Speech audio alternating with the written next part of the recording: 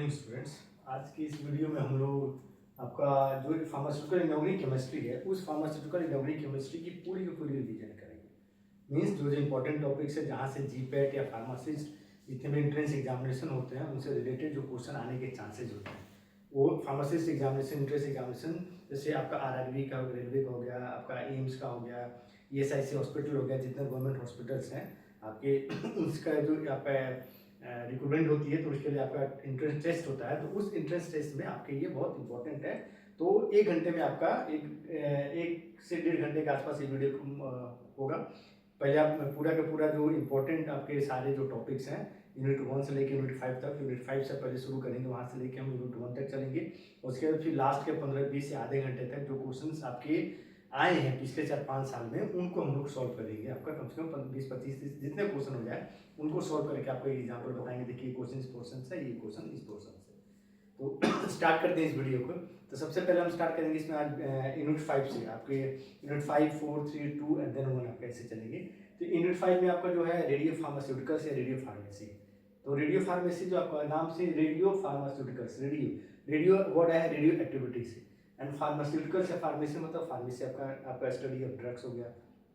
तो ऐसे आपके रेडियो एक्टिव एलिमेंट्स जिनका हम फार्मेसी में यूज करते हैं उनके बारे में स्टडी, उसकी आपकी वही है the branch of pharmacy that deals with the manufacture, dispensing, storage and usages of radioactive materials in pharmacy. Pharmacy में जो रेडियो एक्टिव एलिमेंट्स हैं उनकी फार्मेसी में क्या यूज है, ड्रग की आपका डिजीज के ट्रीटमेंट के लिए, डिजीज की आपका डायग्नोसिस के लिए और भी जो पर्पज के लिए, तो उनका कैसे मैन्युफैक्चर करेंगे, कैसे डिस्पेंस करेंगे, क्या स्टोरेज कंडीशन है, किस किस आपके यूजेज, कहाँ यूजेज हैं, उनकी पूरी डिटेल जो स्टडी हम करते हैं जिस सब्जेक्ट में, उसी को बोली जाती है रेडियो फार्मेसी या रेडियो फार्मास्यूटिकल्स बोला जाता है। ठीक है। और अब उसमें क्या है, रेडियो एक्टिविटी होती क्या है या रेडियो एक्टिविटी क्या होता है? The process whereby an unstable nucleus spontaneously loses energy in the form of ionizing radiations in order to form a more stable nucleus। Radioactive नाम से रेडियोएक्टिव जैसे रेडियम है, यूरेनियम है, ये सब आपके बहुत ज़्यादा हैवी मेटल्स, आपके हैवी एलिमेंट्स होती हैं, अनस्टेबल होते हैं। तो उसके कारण क्या करते हैं, अनस्टेबिलिटी के कारण अपनी स्टेबल को एक स्टेबल न्यूक्लियस में आपका कन्वर्ट होने के लिए क्या करते हैं, या तो रेडियोएक्टिव आपके जो रेज होते हैं मतलब alpha, beta, gamma, X rays, ये रेज होते हैं, वो क्या करते हैं, इमिट करते हैं। और इमिट करने के बाद in the form of energy, emit करने के बाद वो आपके लोअर स्टेबल आपके न्यूक्लियस में कन्वर्ट हो जाते हैं। तो जो जिस प्रोसेस ये हेवी एलिमेंट्स, ये रेडियो एक्टिव एलिमेंट्स करते हैं, उसी प्रोसेस को बोली जाती है रेडियो एक्टिविटी या रेडियो एक्टिव डिके। डिके हो गया, डिके मतलब क्या होता है, आपका लार्जर मॉलिक्यूल है स्मॉलर मॉलिक्यूल में तो आपका टूट रहा है, तो लार्जर आपका अनस्टेबल मॉलिक्यूल है वो स्मॉलर आपका स्टेबल मॉलिक्यूल में कन्वर्ट हो जाता है बाय आपका इमिटिंग द ये आयोनाइजिंग रेडिएशन। 3 तरह का रेडिएशन होते हैं। ये जो आपका टेबल है, ये टेबल आपका जो अल्फा, बीटा, गामा रे जो रेडिएशंस ये रेडियो एक्टिव एलिमेंट्स आपका इमिट करते हैं, इमिट करने के बाद आपका एक स्टेबल न्यूक्लियस में कन्वर्ट होते हैं। तो जो आपके अल्फा रेडिएशन जो इमिट करते हैं उनकी प्रॉपर्टीज मैंने एक आपका टेबल फॉर्म में दिया है। तो पहला alpha, beta, gamma nature. Alpha जो होते हैं पॉजिटिव होते हैं, आपका जो बीटा रेज होते हैं वो नेगेटिव होता है, और जो गामा होता है न्यूट्रल, मतलब ये पॉजिटिव चार्ज, ये नेगेटिव चार्ज, इसके ऊपर कोई चार्ज नहीं रहता है। चार्ज क्या रहता है, तो अल्फा के ऊपर 3.1 इंटू 10⁻19 कूलम का रहता है। आपका बीटा का तो 1.6 इंटू 10⁻19 कूलम रहता है, और आपका सेंस कोई न्यूट्रल है, कोई चार्ज नहीं, ये 0 आ पाता है। मास अगेन अल्फा की मास होती है 6.64 इंटू 10⁻24 ग्राम, आपका बीटा का 9.11 इंटू 10⁻28 ग्राम, आपका जो गामा रेज होता है उसका कोई मास नहीं होता है।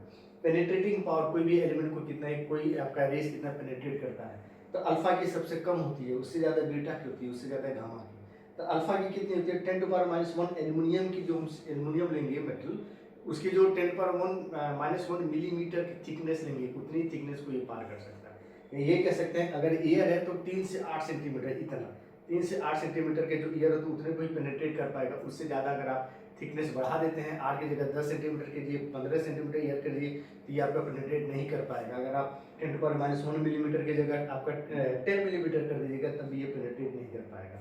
बीटा का है इससे ज़्यादा है तो 5 मिलीमीटर एल्यूमिनियम पे क्या कर सकता है, पेनिट्रेट कर सकता है, या 1 मिलीमीटर लेड के आप लेड मेटल लेंगे, उसकी जो थिकनेस रखेंगे 1 मिलीमीटर, उसको ये पेनिट्रेट करेगा, उससे ज़्यादा नहीं करेगा। और जो गामा रहती है, देखिए गामा 25 सेंटीमीटर आयरन, आयरन का 25 सेंटीमीटर, इतना आप मोटा अगर आयरन रखेंगे तो भी अगर पास करेंगे तो उसको पेनिट्रेट करके निकल जाता है। आपका लेड का 8 सेंटीमीटर लेड का आपका, तो उसको ये पेनिट्रेट कर सकता है। ये पेनिट्रेटिंग पावर है, सबसे कम अल्फा का है, उससे ज़्यादा बीटा, और सबसे ज़्यादा कितना किसकी होती है, गामा की होती है। नेचर ऑफ रेडिएशन कैसे होते हैं, क्या नेचर है, तो अल्फा को हीलियम आपको माना जाता है, हीलियम के बराबर है, ये हीलियम जैसा है।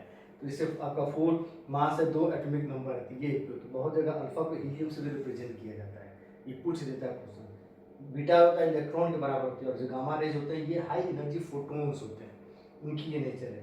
वेलोसिटी अल्फा रेज होती है, ट्रेवल करती है 1.5 से 2 × 10⁷ मीटर पर सेकेंड। आपका जो बीटा होती है 10⁸ मीटर पर सेकेंड, और जो न्यूट्रॉन ये होते हैं गामा रेज होते हैं 3 × 10⁸ मीटर पर सेकेंड, इस स्पीड से ये क्या करते हैं, ट्रेवल करते हैं। तो ये आपका जो चार्ट है, ये टेबल है, ये टेबल आपका अल्फा बीटा गामा रेज जो रेज होते हैं उन रेज की प्रॉपर्टीज क्या है, वो प्रॉपर्टीज में आपको मैंने करके दिया, शॉर्ट में दिया है। इससे क्वेश्चन आपको आते हैं, फिर खासकर पेनिट्रेटिंग पावर से और उनकी क्या आपकी नेचर है उससे क्वेश्चन पूछा जाता है। इधर है आपका यूनिट्स ऑफ रेडियो एक्टिविटी, जो आपको ये रेडियोटिव डिके होता है या बॉडी हमारी एब्जॉर्ब करती है, तो हम कैसे मेजर करेंगे, कितना डिके किया, कितना हमारे टिश्यू एब्जॉर्ब किया, उस चीज़ को मेजर करने के लिए जो होती है किस यूनिट में करेंगे, वही यूनिट्स ऑफ रेडियोटिविटी। पहला है बैक्यूरल, आपका रिप्रेजेंट करते हैं BQ से, ये SI यूनिट है, और ये क्या मेजर करता है, activity of radio active source, that is quantity of radio active material in which 1 nucleus decays पर सेकंड, एक सेकंड में एक रेडियो एक्टिव न्यूक्लियस से कितना डिके करता है, उस चीज़ को जब हम मेजर करते हैं तो वही आपको करते हैं बैक्यूरल, ये SI यूनिट होता है। याद रखिए 1 becquerel is equal to 2.703 × 10⁻11 Curie होती है। ये क्वेश्चन पूछता है आपका कन्वर्जन के लिए पूछता है, 1 बैक्यूरल इज इक्वल टू या 1 क्यूरी इज इक्वल टू, तो बैक्यूरल आपका SI यूनिट है। कितना एक सेकंड में आपका जो रेडियो एक्टिव आपका न्यूक्लियस होता है, कितना न्यूक्लियस वो डिके कर रहा है, कितने नंबर ऑफ न्यूक्लियस डिके कर रहे हैं एक सेकंड में, उसी को मेजर करते हैं बैक्यूरल। क्यूरी आपका मैडम क्यूरी के ऊपर इनाम दिया गया था, जिन्होंने रेडियो एक्टिविटी प्रोसेस को आपको उन्होंने खोजा था, तो उनको ऑनर करने के लिए क्यूरी दिया गया था। ये SI यूनिट नहीं है, नॉन SI यूनिट और ओल्डेस्ट यूनिट ही है। ये क्या है, द नंबर ऑफ डिस, ये भी वही number of disintegrations produce for 1 gram of radium. Radium 226 जो आपका सबसे पहले जिसको देख के आपका उन्होंने उस रेडियम के अंदर उन्होंने प्रॉपर्टीज देखी थी, और वहीं से फिर आपका रेडियो एक्टिविटी जो वर्ड आया ना, इसी से रेडियम से आया। सबसे पहला आपका एलिमेंट जो रेडियो एक्टिविटी शो करता है प्रोसेस को, जिसको मैडम क्यूरी ने ऑब्जर्व किया था, तो वहीं रेडियम से, यहीं से उन्होंने रेडियो एक्टिविटी टर्म उसको दिया था। तो 1 ग्राम ऑफ रेडियो एक्टिविटी कितना आपका number of disintegration produce from 1 gram of radio activity कितना हो रहा है, उसी को बुलाता है क्यूरी। ये oldest and non SI unit है। 1 curie is equal to 3.7 × 10⁻10 becquerel. Curie जो होती है आपका बड़ा यूनिट है, और बैक्यूरल क्या छोटा यूनिट है। तो 1 क्यूरी इज इक्वल टू 3.7 × 10⁻10 आपका बैक्यूरल है। ये दोनों का कन्वर्जन याद रखिएगा, पूछता है यही इसी टाइप के क्वेश्चंस आपके पूछता है। 1 becquerel is equal to 1 curie is equal to how much becquerel, ये 1 becquerel is equal to how much curie आपका, ये दो कन्वर्जन दिया गया है। देन रदरफोर्ड आपका, जिसको करते हैं हम RD से रिप्रेजेंट करते हैं, रेडी यूज होता है, और it is equal to 10⁻6 disintegration per second आपका होता है। ठीक, तो ये 3 यूनिट आपके 1 2 3 ये 3 यूनिट डीके को, रेडियो एक्टिविटी डीके को मेजर करने के लिए हम आपका क्या नाम है, मेजर करने के लिए इसको हम रिप्रेजेंट करते हैं इन 3 यूनिट्स में। तो बैक्यूरल SI है, क्यूरी उससे पुराना है, रदरफोर्ड पुराना, रदरफोर्ड यूज नहीं होता, फिर हम बैक्यूरल ही करते हैं। देन ये जो दो ग्रे रेड और आपका स्टीवर्ट, ये थोड़ा जो ग्रे एंड रेड है, it is units of absorbed radiation dose, energy deposited in tissue, मतलब हमारी बॉडी में अगर हमारी बॉडी आपका इस रेडियो एक्टिव एलिमेंट से एक्सपोज होती है, तो हमारे जो टिश्यू है वो टिश्यू कितने अमाउंट में इस रेडियो आपके रेडिएशंस को एब्जॉर्ब करती है, उसको जब हम रिप्रेजेंट करते हैं, जो यूनिट करते हैं, वही आपका ग्रे या आपका रेड, ग्रे एंड रेड दोनों होती है। GRA GY से करते हैं, it is units of absorb radiation, that is energy deposited in the tissue. It is the absorb dose of radiations per unit mass of tissue, हमारे एक unit mass 1 ग्राम में कितना amount of alpha beta gamma rays absorb हुआ, उसी को represent करते हैं grey में। ग्रे होता है ये SI यूनिट होता है, और 1 gray is equal to 1 joule per KG, 1 gray is equal to 1 joule per KG is equal to 100 rads. ये भी आपने याद रखिएगा, पूछता है 1 gray is equal to 1 joule per KG आपका होता है। ठीक, तो ये ग्रे रेडिएशंस, ये एब्जॉर्प्शन के लिए यूनिट ऑफ आपका एब्जॉर्ब रेडिएशंस का होता है। ठीक है, देन आपका सेवर्ट है, SI जिसको रिप्रेजेंट करते हैं, ये SI डेराइव्ड यूनिट होता है for representing the stochastic health risk of ionizing आपका रेडिएशंस, मतलब कोई हमारी सेल्स, हमारा टिश्यूज कोई रेडिएशंस आयन से अगर एक्सपोज हो रहा है लो आपका रेडिएशन आयन से, तो वो कितना डैमेज हमारी बॉडी को कर सकता है, कितना चांसेस है डैमेज होने का, उस चीज़ को हम रिप्रेजेंट करते हैं आपका ये आपका स्टेवर्ड्स में। तो it is the SI derived unit for representing the stochastic health risk of ionizing radiations. 1 SV आपका स्टेवर्ड्स को रिप्रेजेंट करते हैं स्मॉल एसबी से। 1 SB is equal to 1 joule of energy absorbed per gram of tissue. 1 kilogram of tissue में 1 joule of energy absorb हो रहा है, उसी को बोलते हैं स्टेवर्ड आपको। तो ये हेल्थ रिस्क को मेजर करने के लिए, क्वेश्चन यहाँ से हेल्थ रिस्क को मेजर करने के लिए सीवर्ट होता है, कितना यूनिट आपका रेडिएशन एब्जॉर्ब हुआ बाय कोई भी सेल के मास टिश्यू के द्वारा, तो उसी को रिप्रेजेंट करते हैं ग्रे से, उसका ऐसा यूनिट है। और ये तीनों जो आपका है रेडियोएक्टिव जो एलिमेंट्स होते हैं डिके करते हैं, तो डिके किस रेट से करते हैं उस इसको रिप्रेजेंट करने के लिए 3 यूनिट है, बेकरल आपका ऐसा यूनिट, ये आपका यूनिट्स ऑफ रेडियोएक्टिविटी। अब इसमें देखेंगे हम रेडियोएक्टिविटी के कैसे मेजर करते हैं, मेजरमेंट जो होते हैं 3 आपके उसमें अलग अलग इंस्ट्रूमेंट्स यूज करते हैं, जिगर मूलर इंस्ट्रूमेंट, सिंटिलेशन आपका इंस्ट्रूमेंट होते हैं, उनका मेन प्रिंसिपल क्या है उनके बारे में थोड़ा सा, एंड देन आपका कहाँ इनकी यूजेज होता है, क्या यूजेज इसका है, मीन्स कुछ ऐसे आपके डिजीज का आपका नाम, आपके डायग्नोसिस ऐसे डिजीज का नाम जिसमें हम रेडियो एक्टिव एलिमेंट को यूज़ करते हैं फॉर द आपका ट्रीटमेंट या डायग्नोसिस पर्पज के लिए, तो उसको हम देखते हैं।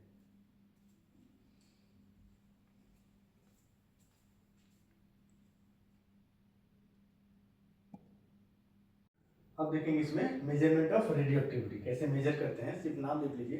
तो 3 मेथड होते हैं, 3 डिवाइसेज होते हैं, जिस डिवाइस के हेल्प से आपका कोई भी आपका कोई एलिमेंट रेडियो एक्टिव एलिमेंट कितना आपका रेडियो एक्टिव डिके कर रहा है उसको हम मेजर करते हैं। तो आपका 3 है, gas filled tube counters, example है जिगर मूलर काउंटर है, scintillation counter and semiconductor detectors. ये 3 डिटेक्टर्स ऐसे हैं जिनके हेल्प से हम कोई भी आपका रेडियो एक्टिव एलिमेंट कितना आप डिके हो रहा है उसको हम मेजर करते हैं। प्रिंसिपल तीनों का सेम ही, क्या प्रिंसिपल है, तो the emitted radiations deposits their energy through the formation of charge carriers either directly or indirectly in the detector. This results in the flow of current or voltage pulse. The ions created in the detector are then collected by applying the electric field within the detector, and current flowing through the detector is measured by using an electrometer. Simple सा क्या होता है, जैसे आपका sample हम लेते हैं, ठीक है, आपका रेडियो एक्टिव एलिमेंट लिए, यहाँ से रेडियो एक्टिव एलिमेंट लिए, यहाँ से आपका रेडिएशन निकला, इसके अंदर हम आपका कुछ भी आपका जो इंस्ट्रूमेंट होते हैं उसमें कुछ गैसेस फील्ड रहते हैं, कुछ ऐसे आपके सब्सटेंस फील्ड रहते हैं, जो उस रेस जब आपका इमिट होगा उनके साथ आपका क्या होगा, वो रेस आपके इमिटेड रेस उस आपके कंटेनर के अंदर जो भी आपके मेटेरियल प्रेजेंट है उनके साथ वो रिएक्ट करेगा, रिएक्शन करने के बाद आपका इलेक्ट्रॉन्स को इजेक्ट करेगा, वो इलेक्ट्रॉन जब इजेक्टेड इलेक्ट्रॉन्स होंगे आपका उनका फ्लो स्टार्ट हो जाएगा, उसी फ्लो को क्या करते हैं with the help of electrometer हम करंट को इलेक्ट्रिसिटी को मेजर करते हैं, और वो प्रोपोर्शनल से निकाल लेते हैं कि कितना रेडियोएक्टिव डिके हो रहा है कितना नहीं हो रहा है। तीनों का मीनिंग सेमी प्रोसेस आपका सेमी प्रिंसिपल है। ये 3 में सबसे ज्यादा जिगर मूलर काउंटर यूज होता है, सबसे पुराना भी है और सबसे ज्यादा अभी भी यूज होता है, क्योंकि कॉस्ट एफिशिएंट है, बहुत इजी टू हैंडल है और इसका रिजल्ट भी बहुत ज्यादा आसानी से आ जाती है। अब आ जाते हैं एप्लीकेशंस में, कहाँ एप्लीकेशंस करते हैं रेडियो फार्मास्यूटिकल्स का। तो 4 मेन एप्लीकेशंस है, डायग्नोस्टिक पर्पस के लिए, किसी भी बीमारी को पता करने के लिए, फॉर थेरेपी बीमारी को ठीक करने के लिए, इन रिसर्च और इन फॉर स्टेलाइजेशन के लिए। कुछ ऐसे आपके ग्लासवेयर्स, आपके केमिकल ग्लासवेयर्स, कुछ इंस्ट्रूमेंट ऐसे होते हैं जिनको हम स्टेलाइज करने के लिए इसको यूज करते हैं। तो डायग्नोस्टिक पर्पज की तरफ जैसे एग्जांपल साइनोकोबालेमिन, आपका कोबाल्ट 57, ये ग्लूमेरुलर फिल्ट्रेशन रेट के लिए यूज करते हैं। फेरिक सिट्रेट आपका आयरन 59 है, ये हेमाटोलॉजिकल डिसऑर्डर्स, ब्लड से रिलेटेड डिसऑर्डर्स उनको पता करने के लिए। कोलोइडल गोल्ड जो है ब्लड सर्कुलेशन, लीवर में ब्लड सर्कुलेशन सही है कि नहीं उसको पता करने के लिए। सोडियम आयोडाइड थायराइड ग्लैंड जो होता है उसको फंक्शनिंग के लिए। आयोडेटेड जो ह्यूमन सीरम एल्बुमिन होता है वो कार्डियोवास्कुलर फंक्शंस के पता करने के लिए। ये आपका कुछ एग्जांपल्स हो गए डायग्नोस्टिक पर्पस के लिए। देन थेरापेटिक के लिए आपको मतलब ठीक करने के लिए वाइटमिन 90 लीवर कैंसर के लिए, आयोडीन 131 थायराइड कैंसर और हाइपरथायरॉइडिज्म के लिए, फास्फोरस 32 पॉलीसाइथेमिया क्या होता है, excess of RBC production in bone marrow, जो बोन मैरो होता है उसमें आरबीसी का बनता है तो बोन मैरो में बनता है, वो भी आपका उसका एक 120 दिन में एक नया आरबीसी बनता है। लेकिन पॉलीसाइथेमिया क्या होता है 120 दिन से पहले ही आपका आरबीसी बनना स्टार्ट हो जाती है, तो उसी कंडीशंस को बोलते हैं पॉलीसाइथेमिया। एक तरह से ब्लड कैंसर का आपका फॉर्म बन सकता है बाद में। साइनोकोबालामिन पर्निसिस एनीमिया को ठीक करने के लिए यूज करते हैं। Gold 198 carcinoma of uterus and urinary bladder के लिए हम यूज करते हैं। तो ये कुछ एग्जांपल्स है थेरापेटिक्स के लिए, उस बीमारी को ठीक करने के लिए हम कैसे रेडियोएक्टिव एलिमेंट्स को यूज करते हैं। इन रिसर्च में किसी चीज़ के हमें पता करना है, जैसे कार्बन डेटिंग आपको 14 कार्बन 14 से यूज करते हैं कि किसी भी चीज़ की उम्र कितना पुराना है कितना पुराना नहीं है ना। टिटेनियम यूज करते हैं। स्टरलाइजेशन के लिए, स्टरलाइज मतलब फ्री, आपका स्टरलाइजेशन का मतलब ऐसा मेथड जिस मेथड से किसी भी चीज़ को हम आपका 99% तक या 100% तक फ्री ऑफ माइक्रोब्स, वहाँ से सारे माइक्रोब्स को अदर रिमूव कर देते हैं, उनको इतना हम एट्यूनेट कमजोर कर देते हैं कि कोई भी डिजीज कॉज नहीं कर पाएंगे, उसी को बोलते हैं स्टरलाइजेशन। तो कोबाल्ट 60 सीजियम 137 इसको यूज किया जाता है स्टरलाइजिंग सर्जिकल इंस्ट्रूमेंट्स के लिए। सर्जरी के लिए जो इंस्ट्रूमेंट हम यूज करते हैं उसको स्टरलाइज करने के लिए हम इसको यूज करते हैं। तो ये आपका हो गया रेडियो एक्टिविटी, ये जो 5वां यूनिट है 5वां चैप्टर है, ये रेडियो एक्टिविटी में इतना ही सफिशिएंट है। अब हम देखेंगे यूनिट 4 में जो आपके स्पेक्ट्रोरेंस इमिटिक्स है उसको हम देखेंगे। अब है स्पेक्ट्रोरेंस यूनिट जो 4th है, उसमें स्पेक्ट्रोरेंस है, इमिटिक्स है, देन हेमाटिनिक्स है, स्ट्रिंजेंट है एंड पॉइजन एंड एंटीडोट है, इसको देखेंगे। तो अब पहले स्पेक्ट्रोरेंस, नाम से स्पेक्ट्रो है, जो वर्ड आया है ना वो स्पेक्ट्रोरेंस, जो वर्ड आपका डेराइव हुआ है वो एक्सपेक्टर है, मतलब टू एक्सपेल आउट, बाहर निकालना। तो स्पेक्ट्रोरेंस क्या होते हैं? ऐसे इनऑर्गेनिक फार्मास्यूटिकल एजेंट्स होते हैं that helps in removing sputum from respiratory tract. जो आपका रेस्पिरेटरी ट्रैक्ट होता है इसमें आपका स्पुटम फंस जाता है, कुछ भी आपका कोई भी पोलन ग्रेन्स या कोई भी पोलेंस या कुछ भी आपका माइक्रोऑर्गेनिज्म कुछ अगर रेस्पिरेटरी ट्रैक्ट में थ्रू आइदर माउथ और थ्रू नोस्ट्रिल्स जब जाती है तो वहाँ पर क्या करते हैं वो चिपक जाते हैं। तो उसको बाहर निकालने के लिए आपकी पूरी जो हमारी रेस्पिरेटरी ट्रैक्ट है उसका आउटर मोस्ट जो आपका लेयर है वो म्यूकस मेम्ब्रेन से पूरा, उसमें क्या पूरा लाइनिंग है, और म्यूकस मेम्ब्रेन में आपका म्यूकस ग्लैंड होता है जिसका काम होता है म्यूकस को सीक्रेट करना। तो ये क्या करते हैं आपका म्यूकस के सीक्रेशंस को ये बढ़ा देते हैं। तो म्यूकस को सीक्रेशंस को बढ़ा देंगे तो जो भी आप रेस्पिरेटरी ट्रैक्ट में फंस गई है, वो पॉलीग्रेन्स हो, कोई भी आपका डस्ट पार्टिकल्स हो, कोई भी माइक्रोब्स हो, तो उसके अंदर स्पुटम के अंदर मतलब उस म्यूकस के अंदर वो चिपक जाती है। उसके बाद थोड़ा भी आप जब फोर्सफुली आप मतलब एक्सपेल करते हैं तो उस चीज़ क्या होती है आपके थ्रू माउथ के रास्ते वो बाहर आ जाती है। तो स्पेक्ट्रेंट्स वही होते हैं that helps in removing sputum from the respiratory tract used in the treatment of respiratory disorders in which secretions are purulent, viscid और excessive। मतलब ऐसे respiratory disorders होते हैं जिसमें आपका जो म्यूकस जो ग्लैंड होते हैं वो सीक्रेट तो करते हैं लेकिन बहुत कम अमाउंट में करते हैं, जिससे कि जो आपके इसके अंदर जितने भी आपका जो भी एक्स्ट्रा एक्सुडेट निकलते हैं वो बहुत ज़्यादा थिक होता है, बहुत ज़्यादा विस्कस होता है, तो वो इजीली बाहर आपका नहीं आते। तो ये क्या करते हैं सीक्रेशंस को और ज़्यादा बढ़ा देते हैं, जिससे क्या होता है आपका अमाउंट जो होती है स्पुटम की आपका जो वो बढ़ जाती है। तो आपका जो विस्कस होता है विस्कस की जगह आपके थोड़ा सा डाइल्यूट हो जाता है और इजीली वो बाहर आता है, वही है। तो ऐसे डिसऑर्डर जिसमें पुरुलेंट, विस्किड या एक्सेसिव आपका क्या नाम है एक्सुडेट्स बनते हैं, बहुत ज़्यादा विस्किड्स होते हैं। Based on the mode of actions they are of following. आपका कैसे काम करते हैं ये हमारे बॉडी में एडमिनिस्टर होने के बाद दो तरह से आपके हैं। सेडेटिव स्पेक्ट्रोरेंस नाम से सेडेटिव तो थोड़ा सा लेने के बाद आपको हमें नींद भी आती है, पहली चीज। दूसरा they are stomach irritant and produces their effect through stimulation of gastric reflexes। जो आपका स्टोमक में रिफ्लेक्सेस होता है उसको क्या करते हैं स्टिमुलेट कर देते हैं। तो स्टिमुलेट आपका इरिटेट करते हैं, स्टिमुलेट नहीं करते स्टिमुलेट इरिटेशन, जैसे खुजली टाइप के होते हैं ना तो इरिटेंट उसी को बोलते हैं, इरिटेशन कॉज करते हैं, इरिटेंट होता है। जिससे क्या होती है आपका जो स्टोमक होता है वो पेरिस्टालसिस आगे तरफ मूवमेंट की जगह क्या होता है उल्टे की तरफ मूवमेंट शुरू हो जाती है और वहीं फिर आपको क्या करता है आपके बाहर निकालता है। एग्जाम्पल है पोटेशियम आयोडाइड, आपका अमोनियम क्लोराइड, सोडियम आपका सिट्रेट। इसमें पोटेशियम आयोडाइड और अमोनियम क्लोराइड ये आपके सिलेबस में इसके बारे में पढ़ना है। ये स्टिमुलेशन गैस्ट्रिक रिफ्लेक्स पहला होगा एसिडेटिव, दूसरा स्टिमुलेंट आपका एक्सपेक्टोरेंस। ये क्या करते हैं रेस्पिरेटरी ट्रैक्ट में जो आपका म्यूकस मेम्ब्रेन है जिसमें म्यूकस ग्लैंड प्रेजेंट है उनको स्टिमुलेट कर देता है for the secretions of mucus. उनको स्टिमुलेट करेगा जिससे ज़्यादा से ज़्यादा म्यूकस आपका क्या म्यूकस ग्लैंड में से सिक्रेट होगा। सिक्रेट होगा तो अपने आप जो एक्सुडेट्स आपका जो है आपके रेस्पिरेटरी ट्रैक्ट में फंसा हुआ उसकी क्या होती है आपकी बल्कीनेस बढ़ जाती है। जो आपका विस्कस होता है वो थोड़ा सा थिन हो जाता है, डाइल्यूट होता है, और थोड़ा भी आप फोर्स करते हैं तो वो आपके रेस्पिरेटरी ट्रैक्ट से बाहर आ जाती है। तो वही है the causes stimulation of the secretory cells of respiratory tract causing secretion of more fluids in respiratory tract and thus sputum is diluted. जो आपका होता है डाइल्यूट होता है। एग्जांपल लेमन एनाइस इक्लिप्टिस आपका होता है। तो ये है एक्सपेक्टोरेंट्स। नेक्स्ट है इमिटिक्स, नाम से इमिटिक्स, इमिसिस। वर्ड जो इमिटिक्स है इमिसिस जिसका मतलब टू वोमिट होता है। तो वोमिटिंग क्या होती है? एक्चुअल वोमिटिंग का मतलब आपका फोर्सफुल, आपका जो कंटेंट, आपका स्टमक के कंटेंट है उसको थ्रू माउथ बाहर निकालना है, इसी प्रोसेस को बोला जाता है वोमिटिंग या एमेसिस बोला जाता है। तो वही है, the compounds when administered in the body causes forced emesis by which the content of stomach is expelled out of the body through oral cavities. आपके स्टमक में जो भी कंटेंट है उसको फोर्सफुल क्या करता है? बाहर निकालता है, forceful expulsion through oral cavity, वही होती है आपका एमेटिक्स। ये भी based on the mode of action, ये भी दो क्लास में क्लासिफाई होता है, लोकली एक्टिंग आपका एमेटिक्स एंड सेंट्रली। लोकली मतलब आपका स्टोमक, आपका कंटेंट कहाँ से निकालना है? तो स्टोमक से निकालना है, तो इसलिए स्टोमक के अंदर ही काम करेंगे। लोकल का मतलब होता है जहाँ पर उसको अपना इफेक्ट शो करना है, वहीं पर उनका मोड ऑफ एक्शन भी शो होगा।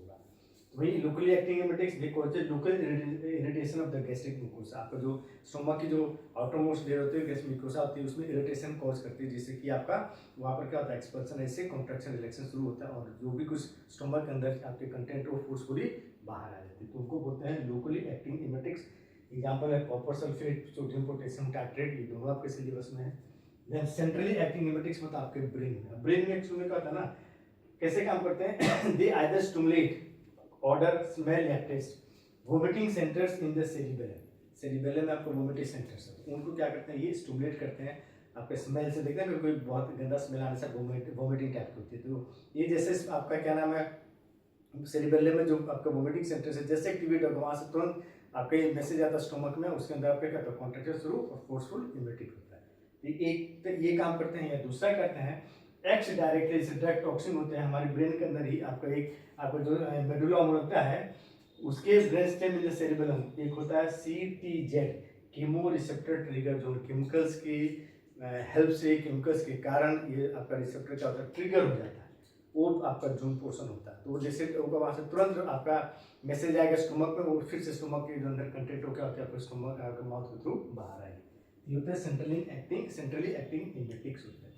एग्जाम्पल में मॉर्फिन है, एपोमॉर्फिन है, ये सब होते हैं एग्जाम्पल सेंट्रली एक्टिंग एमेटिक्स। अब हम कहाँ ये एमेटिक्स के यूज कहाँ करते हैं? तो सबसे करते हैं जब मैकेनिकल एंटीडोट, कोई पोइजन ले लिया तो मैकेनिकल एंटीडोट एब्जॉर्प्शन से पहले क्या करता है? आपके माउथ में से बाहर निकाल देता है, तो वो क्या मैकेनिकल एब्जॉर्प्शन ही नहीं होने देगा। दूसरा, added in low doses in cough syrup. आपका जो कफ सिरप होता है ना उसमें लो अमाउंट आप देखेंगे, बहुत सारे स्पेक्ट्रोनिस जो कफ सिरप होता है उसके आप फॉर्मुलेशन उसके लिखा इट कंटेन्स करके लिखा रहता है, उसमें देखना अमोनियम क्लोराइड बहुत ज़्यादा यूज होता है। तो ये अमोनियम क्लोराइड आपको क्या करता है? जैसे आप कफ सिरप के साथ स्टोमक में जाते हैं तो आप कफ सिरप में आपका क्या करें? थोड़ा सा वो वहाँ पे इरिटेशन कॉज करेंगे, क्या ये सिलेटिव स्पेक्ट्रोनिस होता है, तो उसके तरह ये काम करता है। और जहाँ इरिटेशन कॉज करेगा आपके इसमें जो रेस्पिरेटरी स्टोमक के अंदर जो कुछ भी प्रेजेंट है वो चीज़ क्या होती है? आपकी बाहर आती है। वही है एज आपका added in low doses in cough syrup to stimulate flow of respiratory tract secretions by causing gastric irritation.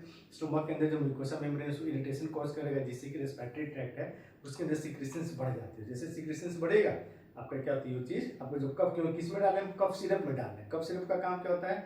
जो आपके रेस्पिरेटरी ट्रैक्ट में कुछ भी आपके एक्सुडेंट्स फंसे हुए उसको क्या करना? बाहर निकालना।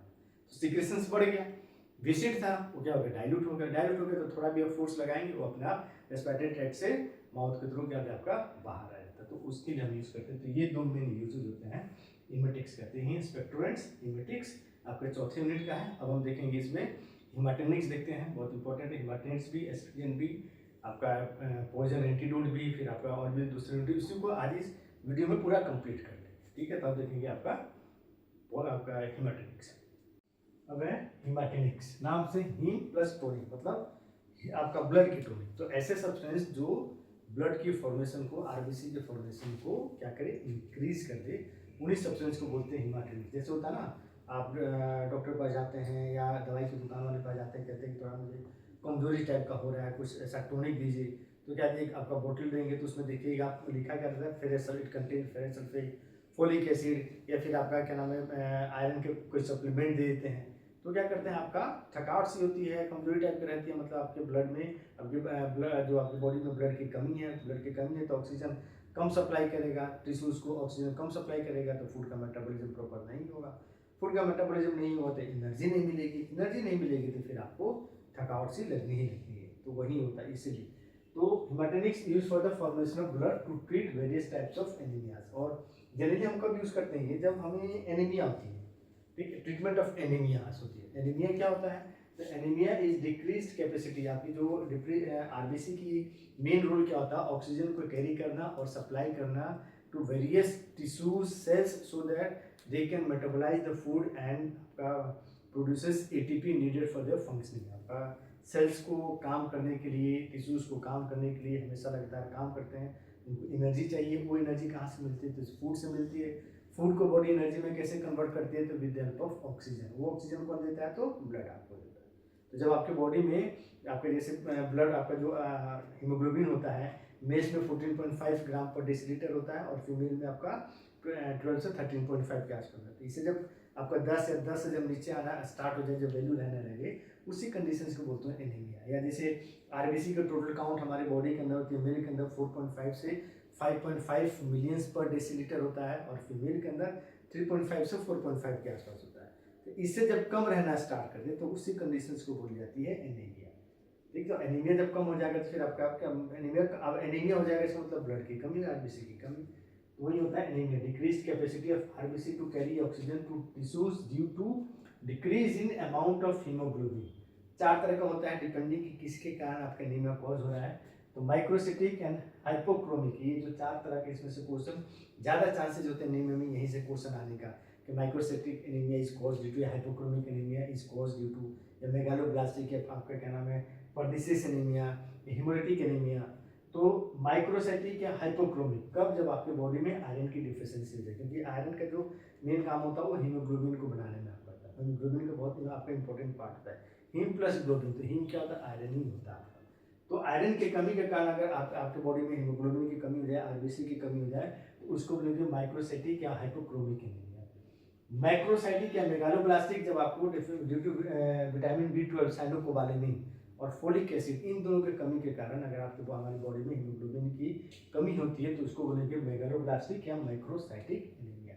हीमोलिटिक, हीमो मतलब आरबीसी, ब्लड, लाइटिक मतलब तोड़ना। तो जितना हमारी बॉडी आरबीसी बनाती नहीं है, हमारा बोन मैरो पर डे जितना बनाए नहीं, उससे ज़्यादा हमारी बॉडी में से आरबीसी टूट जाए, आपको डिस्ट्रॉय हो जाए, वो ड्यू टू कोई इंजरी के कारण या फिर आपके क्या नाम है कोई डिजीज कंडीशंस के कारण। तो उसके कारण जो आरबीसी की हीमोग्लोबिन की कमी आती है तो उसको बोलेंगे हम हीमोलिटिक एनीमिया बोलते हैं। पर्निसियस एनीमिया, पर्निसियस ये होता है एक्चुअल में एक इंट्रिंसिक फैक्टर होता है। इंट्रिंसिक फैक्टर हमारे स्टमक के अंदर पेरेटिस बनाती है, वो एक प्रोटीन होती है। वो उसका काम क्या होता है? आपका जैसे फूड जाती है, विटामिन B12 आता है, साइनोकोबालेमिन, तो वो इंट्रिंसिक फैक्टर उसके साथ क्या करता है? बाइंड कर देता है, जिससे कि आपका विटामिन B12 का आपका डिस्ट्रक्शन इन स्टमक नहीं, उसको लेके सीधा जाते हैं इंटेस्टाइन में, वहाँ से उसके एब्जॉर्प्शन को क्या करता है? फैसिलिटेट करता है। तो वही होती है इंट्रिंसिक फैक्टर। तो इंट्रिंसिक फैक्टर नहीं रहेगा तो विटामिन B12 की एब्जॉर्प्शन नहीं होगी, और विटामिन B12 के कारण फिर आपका क्या होगा? आपका एनीमिया कॉज होगा। तो इंट्रिंसिक फैक्टर के कारण जो नहीं हो रहा है उसी को बोलते हैं पर्निसियस एनीमिया। इंट्रिंसिक फैक्टर सिंपल कुछ नहीं, प्रोटीन आपका, ठीक है। तो ये 4 तरह के एनीमियाज हैं, माइक्रोसिटिक या हाइपोक्रोमिक, माइक्रो या मेगालोब्लास्टिक, हेमोलिटिक एंड पर्निसियस एनीमिया। ये क्वेश्चन आपको यहाँ से अधिकतर जितने भी कॉम्पिटिटिव एग्जाम होते हैं ना, वहाँ पर इससे क्वेश्चन ऑलमोस्ट 99% क्वेश्चन रहता ही रहता है। देन दूसरा आपका जो टॉपिक है वो है एस्ट्रिंजेंट। आपका एस्ट्रिंजेंट या एड्रिस्ट्रिंजेंट इसको आता है, मीन्स टू अडेयर या टू आपका श्रिंक कहो या टू प्रेसिपिटेट कहो, उसी चीज आपका वर्ड डेराइव हुआ। तो एस्ट्रिजेंट्स क्या होता है? These are inorganic agents tend to shrink और constrict body tissues by precipitating the soluble protein and thus form protective layer on the surface। हमारे बॉडी में पड़ते हैं ना प्रोटीन है, तो प्रोटीन आपका एज ए सॉलिड फॉर्म में नहीं रहता, वो आप हमारी बॉडी के अंदर जो फ्लूइड्स है उसके अंदर घुल के रहता है, सॉलिड फॉर्म में रहता है। ये ड्रग क्या करता है? जैसे आपने अप्लाई किया, अप्लाई करने के बाद जो प्रोटीन सॉल्युबल फॉर्म है हमारे इस स्किन में, हमारे बॉडी पार्ट्स में, उनको क्या करता है? उनके साथ रिएक्ट करके उस सॉल्युबल से इनसॉल्युबल बना देता है। इनसॉल्युबल होता है क्या होगा? नीचे प्रेसिपिटेट, सॉलिड के रूप में वहाँ प्रेसिपिटेट होना स्टार्ट हो जाता है। तो जैसे प्रेसिपिटेट होगा जहाँ पर होगा वहाँ पर क्या करेगा? श्रिंक, खिंचाव, कंस्ट्रिक्ट, आपका उस टाइप का कंस्ट्रिक्शन कॉज करेगा। वही होती है आपका क्या नाम है? एस्ट्रिंजेंट होती है। ये मेनली जब ऐसा हो जाता है तो क्या होता है? जो पोर्स होते हैं ना, पोर्स क्या, आपके पोर्स जो सेल के अंदर है, जिसके थ्रू आपका सेल के अंदर से बाहर या बाहर से अंदर कोई भी चीज़ की आपका ट्रांसफर होता है, मूवमेंट होती है, तो उसको क्या करते हैं? ढक देते हैं, क्योंकि सॉलिड है, सॉल्युबल है, तो आपका पहले सॉल्युबल रहता है, फिर ये इनसॉल्युबल रहते हैं सॉलिड, तो जो पोर्स होते हैं उनके अंदर उसके बीच में जाके फंस जाते हैं, तो जिससे क्या होती है? सेल की परमेबिलिटी घट जाती है। और इसके कारण इनको हम यूज करते हैं आपका local reduce the local oedema exudation या इन्फ्लेमेशन होती है उस इसको रोकने में ये बहुत ज़्यादा हेल्पफुल होती है। अब आपका टाइप्स होते हैं ये बेसिकली कहाँ से में सोर्स क्या है, क्या उनके कंस्टिट्यूएंट है, उसके बेसिस पर ये 3 तरह के होते हैं। वेजिटेबल एस्ट्रेंजेंट जब हमें वेजिटेबल्स मतलब आपके प्लांट से मिलते हैं, जैसे गैलिक एसिड, टैनिक एसिड। दूसरा आपका है मेटेलिक एस्ट्रेंजेंट्स, आपका मेटल्स उसके अंदर प्रेजेंट रहते हैं। एलम्स, एल्युमिनियम के एलम्स, आपका aluminium trichloride, zinc chloride, silver nitrate, copper sulphate, ferric chloride, ये सब के सब मेटेलिक एस्ट्रेंजेंट के एग्जांपल आते हैं। और मिसलेनियस जो इन दोनों में से किसी में नहीं है, example very cold water, alcohol देखते हैं ना, आपको चोट लगता है तो बोलते हैं कि बहुत ज़्यादा ठंडा वाटर क्या करो, वहाँ पर आप उसको रखिए, वहाँ पर ठंडे वाटर को आइस से वहाँ पर सेकिए, तो क्या करता है आपको वो कॉन्स्टिट करना, वहीं कॉन्स्टिट करना स्टार्ट कर देता है। और अल्कोहल ये भी आपका काम डीनेचुरेशन का काम करता है, तो ये ऐसे करता है। तो ये आपके 3 तरह के एस्ट्रिंजेंट्स हुए, ये आपका हेमेटोनिक्स हुए। अब इसमें देखते हैं बहुत इंपॉर्टेंट टॉपिक है, और इस चौथे मिनट का लास्ट आपका टॉपिक है पॉइजन एंड एंटीडोट। तो देखते हैं पॉइजन एंड एंटीडोट।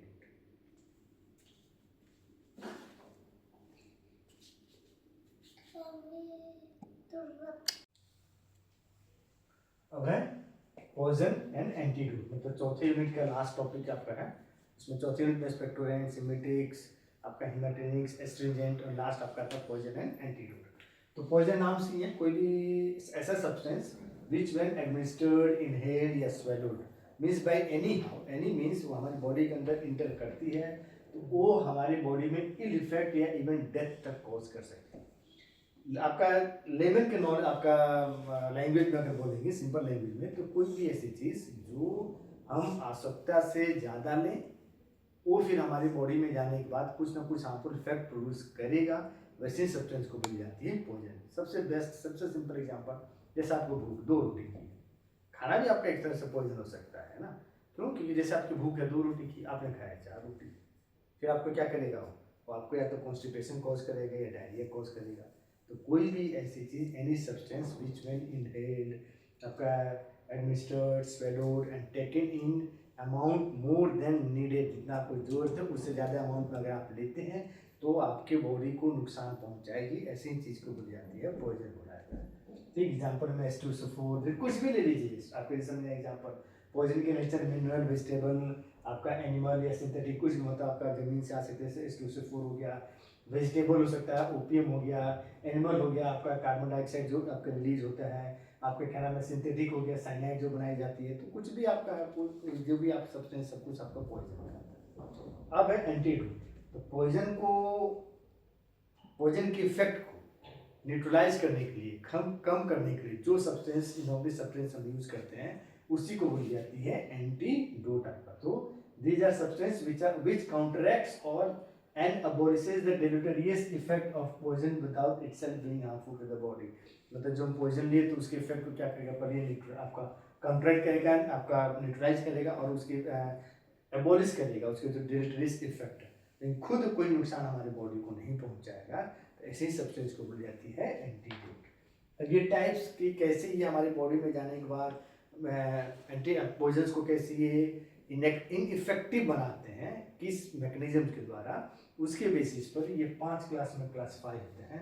तो पहला है फिजिकल या मैकेनिकल। तो ये फिजिकली बैरियर आप करते मीन्स ये आपका absorption from the stomach, from the आपका जो भी बॉडी में जहाँ अप्लाई किया गया उसके एब्जॉर्प्शन टू द ब्लड में जाने से पहले क्या करता है उनको रोक देता है, ब्लड में नहीं जाने देता, उनका एब्जॉर्प्शन नहीं होने देता। तो ऐसे ही को बुलाता है फिजिकल या मैकेनिकल एंटीडोट्स।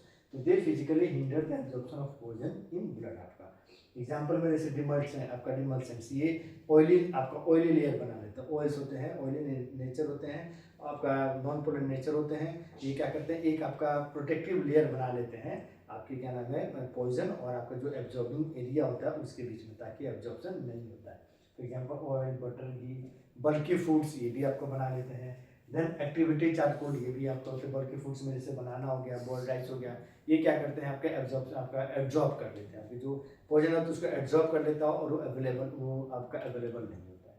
तो ये हो गया फिजिकल या मैकेनिकल एंटीडोट्स। दूसरा है केमिकल नाम से, ये क्या करते हैं जो पॉइजन होते हैं ना उनके साथ ये केमिकली रिएक्ट करते हैं और रिएक्ट करने के बाद एक ऐसे कंपाउंड में ये कन्वर्ट करते हैं जो कंपाउंड आपका क्या है वो इनइफेक्टिव होता है, ऐसे मेटाबोलाइट में कन्वर्ट करते हैं जिसकी कोई आपकी पॉइजनस इफेक्ट नहीं होती, कोई हार्मफुल इफेक्ट आपकी बॉडी में नहीं होती है। तो वही है, they chemically react with poison and enter the chemical nature which is non poisonous and ineffective. जैसे सोडियम थायोसल्फेट, ये आयोडीन साइनाइड पॉइजनिंग के लिए यूज करते हैं।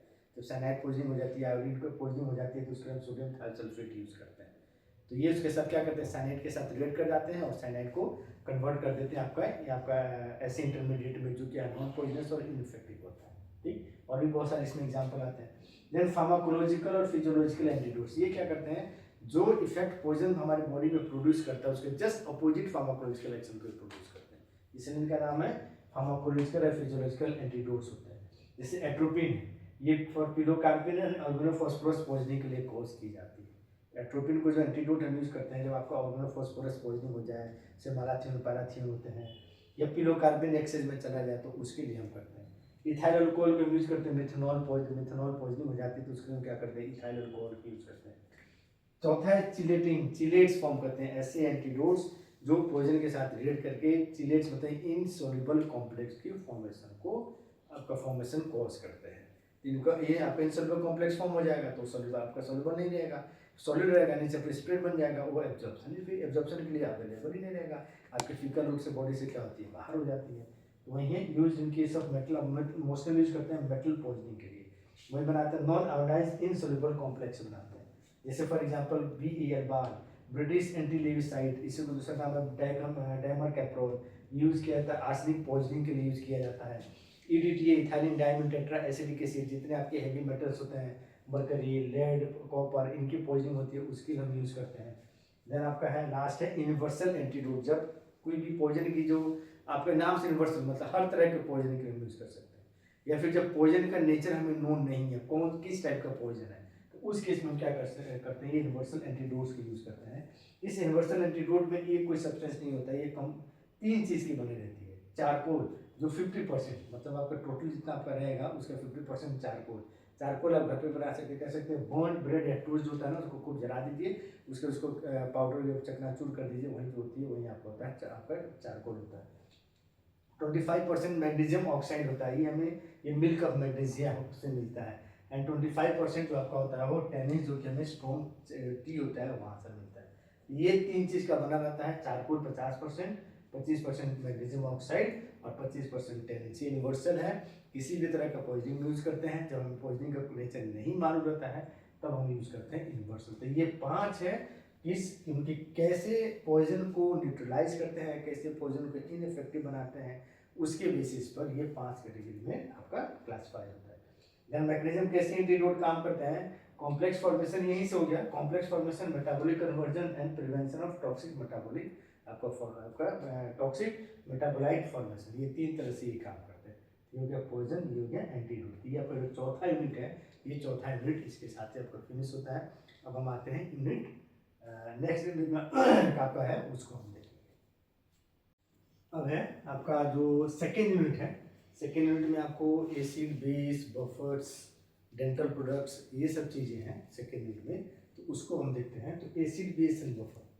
तो एसिड जैसे 10th-12th में आपने पढ़ा होगा, एसिड आपका 10 तक एसिड वो सब्सटेंस जो सोडियम टेस्ट होता है, लिटमस पेपर आपका ब्लू लिटमस को रेड में कन्वर्ट करेगा, बेस जो आपका मेटलिक इंटेस्ट होता है, रेड लिटमस को ब्लू में कन्वर्ट करता है, तो उनको बेस बोलते हैं, उनको एसिड बोलते हैं। लेकिन इस लेवल पर ये चीज़, लेकिन बहुत सारे ऐसे सब्सटेंस थे जो सोल टेस्ट नहीं थे लेकिन लिटमस पेपर चेंज कर रहे थे, मेट्रिक टेस्ट नहीं थे लेकिन लिटमस पेपर चेंज कर रहे थे। फिर उनको कैसे डिफाइन करेंगे, तो उसी के सेंस में सबसे पहले आर्हेनियस ने कंसेप्ट सबसे पहले डिफाइन किया था एसिड बेस को।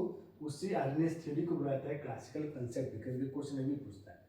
तो आर्हेनियस ने क्या बोला था कि एसिड कोई ऐसा सब्सटेंस जिसको हम पानी में डालेंगे, डिजोल्व करेंगे, तो वो H+ प्रोटोन को देगा, और बेस जब उसको हम पानी में डालेंगे तो वो hydroxide and OH- negative ion को आपका फॉर्म करेगा या आपका डोनेट करेगा। तो एसिड H+ जब आप वाटर में डिजोल्व करेंगे H+ को डोनेट करेगा, और H+ वाटर के साथ कंबाइन करके हाइड्रोनियम आयन बनाएगा, और बेस जो OH- को आपका फॉर्म करेगा, आपका वो डोनेट करेगा, और जब वाटर में उसको हम डिजोल्व करेंगे। फॉर एग्जाम्पल एसिड का HCl है, बेस का NaOH है, लेकिन बहुत सारे इसके ड्रॉबैक्स थे। बहुत सारे कंपाउंड ऐसे थे जो बिना आपके एक्वस आपका बिना सॉल्वेंट के भी वो एसिड और बेस की तरह आपका बिहेव करे, तो फिर उस केस में उनकी तब क्या डिफाइन करेंगे। तो उस ड्रॉबैक को लेकर आपका ब्रोंस्टेड-लॉरी कंसेप्ट, आपका ब्रोंस्टेड-लॉरी दो साइंटिस्ट उन्होंने प्रपोज किया था। इस थ्योरी को बोला था प्रोटोनिक कंसेप्ट, क्योंकि प्रोटोन के ऊपर आपका है। तो एसिड, इनके अनुसार acid proton donor, base proton acceptor. तो ऐसे ही क्वेश्चन पूछता है according to Lewis acid base concept, and acid is and base is according to Arrhenius concept या क्लासिकल कंसेप्ट। तो एसिड प्रोटोनिक कंसेप्ट प्रोटोन के बेसिस पर है। तो acid proton donor, base proton acceptor. Example HCl, NH4, H2SO4, ये सब के सब एसिड हो गया। NH3, Cl माइनस, CH3CO, ये सब बेस हो गया। लेकिन वाटर, इसमें मैंने यहाँ पर लिखा है एम्फोटेरिक। एम्फोटेरिक या एम्फोटेरिक उसको बोलते हैं, सब्सटेंस को बोलते हैं जो H प्लस को दे भी सकता है, H प्लस को ले भी सकता है। मतलब प्रोटोन डोनर भी है, प्रोटोन एक्सेप्टर भी है, एसिड की तरह बिहेव करेगा, बेस की तरह बिहेव करेगा। ऐसे सब्सटेंस को बोलते हैं आपका एम्फोटेरिक, आपका सब्सटेंस बोलते हैं। एम्फोटेरिक बोले आपका, एम्फोटेरिक बोले आप एम्फोटेरिक बोला था तो वाटर आपका, ठीक। ये क्वेश्चन पूछ देता है कहीं पे। ल्यूइस एस आपका ल्यूइस कंसेप्ट, इसी को बोलते हैं इलेक्ट्रॉनिक थ्योरी बोला था, क्योंकि ये डिफाइन किए थे इलेक्ट्रॉन के डोनेशन और एक्सेप्टेंस के बेसिस पर आपका। तो acid is electron acceptor, whereas base is electron होगा, इसलिए इनको बोला इलेक्ट्रॉनिक आपका क्या नाम है कंसेप्ट।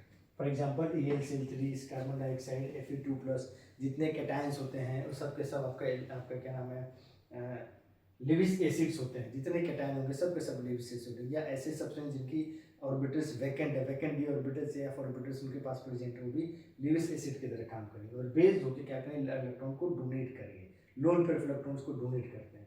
तो जितने आपके एनायंस होते हैं, जितने आपके ऐसे सब्सटेंस जिनके पास लोन पेयर इलेक्ट्रॉन प्रेजेंट रहता है, जैसे वाटर हो गया, अमोनिया हो गया, अल्कोहल हो गया, इनके पास extra pair of electron present रहता है, ये बेस की तरफ एक्ट करते हैं, क्योंकि ये इलेक्ट्रॉन को क्या कर सकते हैं, इनके पास जो लोन पेयर इलेक्ट्रॉन है उसको इजीली डोनेट कर देते हैं।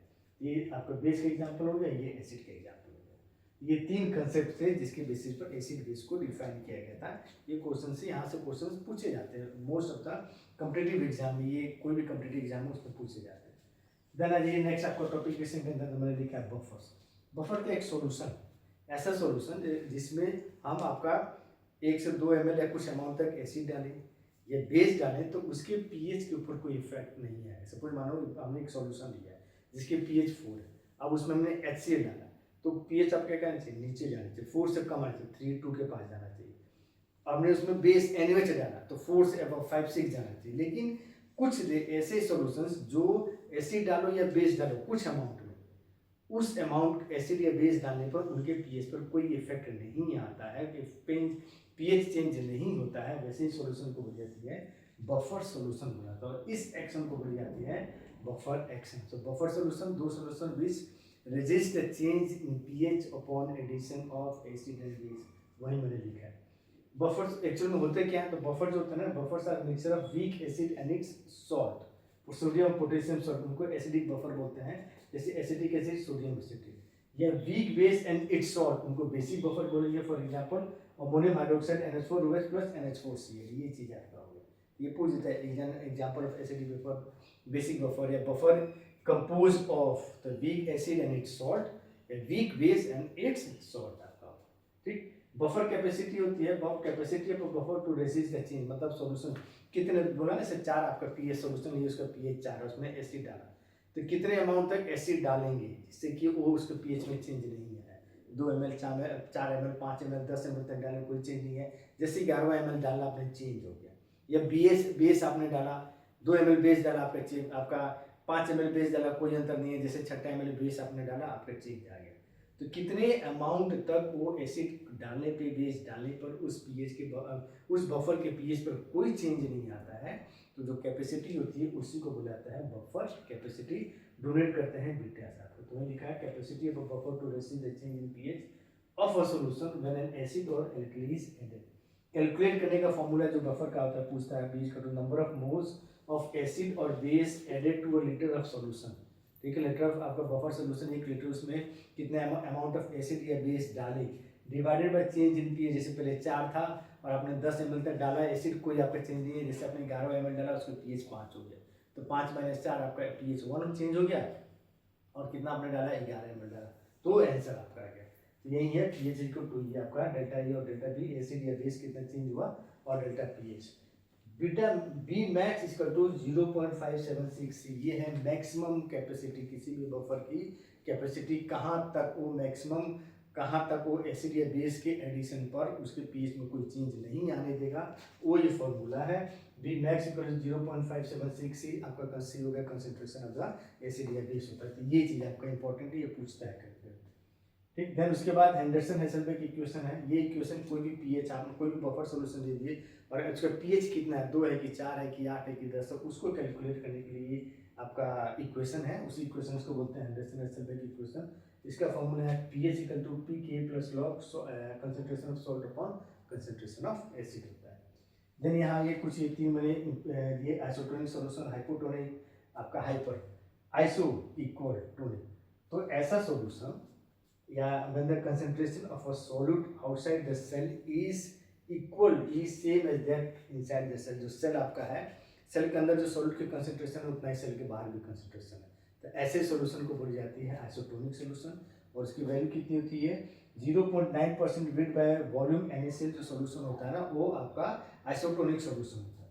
देन आरबीसी जब ऐसे सॉल्यूशन में आइसोटोनिक सॉल्यूशन में जब आरबीसी डालेंगे आप ना, तो आरबीसी की शेप पर कोई चेंजेस नहीं आता है। देन हाइपोटोनिक सॉल्यूशन क्या होता है, हाइपो नाम से, हाइपो का मतलब आपका कम। तो when the concentration of a solution outside the cell is lower than inside, आप कंपैरिजन हमेशा सेल जो सेल है ना उसके अंदर वाला जो कंसंट्रेशन है उससे कंपेयर करते हैं। तो बाहर वाला जो आपका सॉल्यूशन ले रहे हैं उसमें सॉल्यूट कम है सेल से, तो कम मतलब हाइपो हो गया, तो वही हो गया आपका hypotonic solution. When the solute concentration of solute outside the cell is lower than the inside, जैसे एग्जांपल 0.4% वेट बाय ऐसे सॉल्यूशन में when RBC placed in such solution then RBC, जब ऐसे सॉल्यूशन में हाइपोटोनिक सॉल्यूशन में जब आप RBC को डालेंगे तो क्या होगा, आरबीसी के अंदर वो पानी बाहर वाले सॉल्यूशन से पानी अंदर जाएगा और आरबीसी धीरे धीरे फूलेगा और एक टाइम ऐसा आएगा वो बस्ट कर जाता है और हीमोग्लोबिन को रिलीज करता है, तो उसी सॉल्यूशन को बोलते हैं हाइपोटोनिक सॉल्यूशन। हाइपर मतलब ज़्यादा, हाइपर क्या है ज़्यादा है, अभी बताया जो सेल है और जो सॉल्यूशन आप ले रहे हैं सेल के कंसेंट्रेशन से, तो जो आपने जो बाहर का सॉल्यूट आपका जो सॉल्यूशन लिया है उसमें सॉल्यूट की कंसंट्रेशन ज़्यादा है एज कम्पेयर टू सेल, तो उसको बोलेंगे हम हाइपोटोनिक सॉल्यूशन बोलते हैं। फॉर एग्जांपल 3% जो मतलब 0.9% से जितने ऊपर रहेंगे सबका सब हाइपोटोनिक में आएगा, 0.9% वेट बाय वॉल्यूम से जितने कम रहेंगे सब हाइपोटोनिक में आएगा। इसके अंदर जब आरबीसी डालेंगे, क्योंकि आप आरबीसी जब इसके अंदर डालेंगे तो श्रिंक कर जाता है, क्योंकि आपका बाहर जो बाहर वाला सेल है उसमें सॉल्यूट की कंसंट्रेशन ज़्यादा है सॉल्वेंट की कम है, तो उसमें क्या होता है आपके जो आरबीसी में क्या आपका ज़्यादा है सॉल्वेंट ज़्यादा है सॉल्यूट कम है, तो वहाँ से सॉल्वेंट मूव आपका आरबीसी में से सॉल्वेंट मूव करेगा बाहर की तरफ और धीरे धीरे आरबीसी क्या होता है श्रिंक हो जाता है। तो हाइपोटोनिक सॉल्यूशन में डालने पर आरबीसी श्रिंक होता है। ये इंपॉर्टेंट है, तीनों चीज़ में पूछता है कि when RBC is placed in a hypotonic solution, isotonic solution, a hypotonic solution, what happens? The result is step क्या? What are the observation? तो आइसोटोनिक में कोई चीज़ नहीं, हाइपोटोनिक में फूलेगा और बर्स्ट कर जाएगा, हीमोग्लोबिन को रिलीज करेगा। हाइपोटोनिक में आपका वाटर सेल के अंदर आरबीसी के अंदर से पानी बाहर निकलेगा और धीरे धीरे का दोष श्रिंक हो जाता है। तो ये है isotonic, hypotonic and hypotonic solution. तो जो आपका जो दूसरा यूनिट है, तो दूसरा यूनिट में जो आपके चैप्टर्स हैं एसिड बेस एंड बफर एक चैप्टर है, दूसरा आपका एक इलेक्ट्रोलाइट के बारे में है, तीसरा आपका डेंटल प्रोडक्ट। ये पहला चैप्टर आपका फिनिश हो गया और आपका फिर बनाते हैं डेंटल प्रोडक्ट। नेक्स्ट अब है डेंटल प्रोडक्ट्स।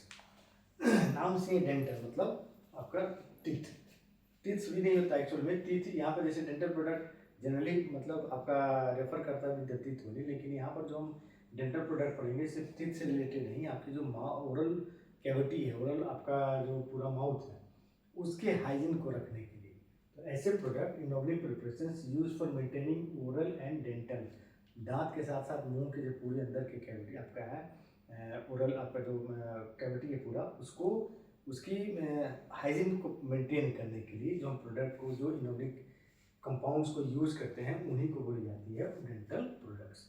3 तरह के होते हैं जो आपके सिलेबस में दिए गए, 3 तरह के, डेंटिफ्राइसिस, एंटीकेरीज एंड डीसेंसिटाइजिंग एजेंट।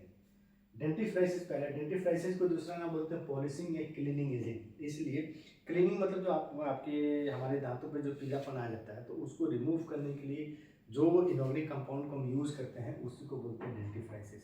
तो पीलापन को रिमूव किया तो मतलब क्लीन किया। और जब पीलापन रिमूव हो जाएगा तो आपके दांतों में क्या होता है, शाइनिंग आ जाता है। तो उसीलिए उसको बोलते हैं पॉलिशिंग। शाइनिंग होता है जब किसी चीज़ को पॉलिश करते हैं, पॉलिश करने के बाद शाइनिंग आपकी आती है।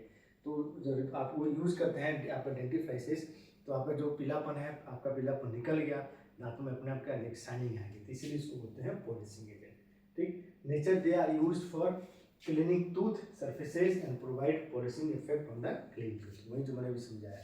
दे आर एब्रेसिव, मतलब जो भी हम कंपाउंड्स एज अ डेंटिफ्राइसिस के रूप में यूज़ करेंगे, उस कंपाउंड के नेचर क्या होना चाहिए, वो एब्रेसिव मतलब खुरदुरा हल्का होना चाहिए। क्यों? क्योंकि जो पीलापन होता है ना बहुत ज़्यादा चिकनी होती है, तो उसके लिए आप जब वो खुरदुरा नहीं होगा तो दांतों में सो चीज़ आपका रिमूव नहीं होगा, इसलिए they are abrasive, they are दूसरी भी abrasive. And physically remove plaque and debris, physically remove करता है प्लेग और डेब्रिस को। एग्जाम्पल कैल्शियम कार्बोनेट, सोडियम आपका मेटासल्फेट आपका फॉस्फेट हो गया।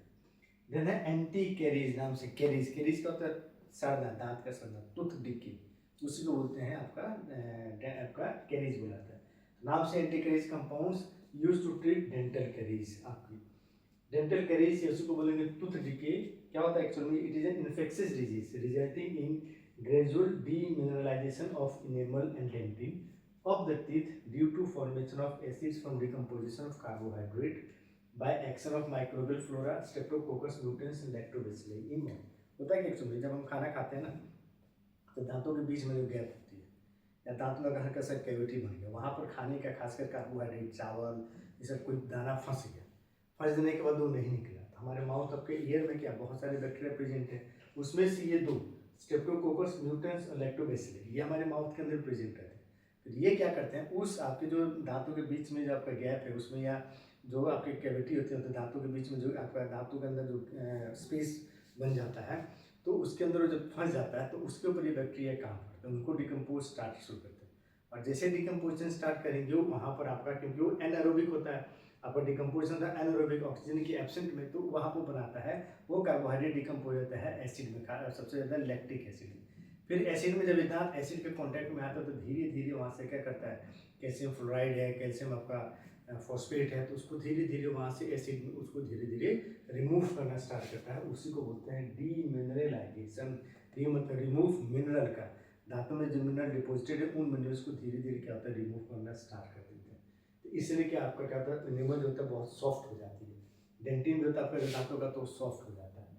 तो इसी चीज़ को बोली जाती है आपका डेंटल कैरीज बोलो या फिर आपका टूथ डिके बोले जाती है। तो जो खाना कौन से, स्ट्रेप्टोकोकस म्यूटेंस, लैक्टोबैसिली, यही दो आपके ऐसे बैक्टीरिया है, मतलब सबसे ज़्यादा ये बैक्टीरिया आपके इस कार्बोहाइड्रेट को डिकम्पोज करते हैं इन आपका एनारोबिक कंडीशंस और प्रोड्यूस कार्बोहाइड्रेट को कन्वर्ट करते हैं एसिड में, खासकर लैक्टिक एसिड में। वही लैक्टिक एसिड दांतों के जो डेंटिन होता है, आउटर मोस्ट सरफेस आपका एनिमल होता है, उसको धीरे धीरे वहाँ से calcium phosphate, calcium orthophosphate, sulphate उनको रिमूव करना स्टार्ट कर देता है।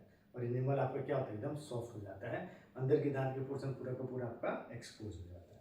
तो उसी कंडीशन को बोली जाती है कैरीज। तो उसको ठीक करने के लिए जो हम आपको मेडिसिन इनोवेटिव कंपाउंड यूज़ करते हैं, वही कंपाउंड होती है anti caries. Example sodium fluoride, stannous fluoride, ये आपका होता है। देन तीसरा आपका है डीसेंसिटाइजिंग एजेंट्स। डी मतलब रिमूव, सेंसिटिविटी होता है ना, चाय पिए, पानी पिए, कुछ भी ठंडा गर्म आपका टच हुआ, दांत में झंझनाहट शुरू होती है, दर्द होना शुरू होता है, तो उसी को बोलते हैं सेंसिटिविटी। तो उस चीज़ को रिमूव करने के लिए जो हम इनोवेटिव कंपाउंड्स को देते हैं, उसी इनोवेटिव कंपाउंड को बताता है डीसेंसिटाइजिंग एजेंट। तो मैंने लिखा है compounds which reduces pain in sensitive teeth caused by cold, heat और प्रेस होता है।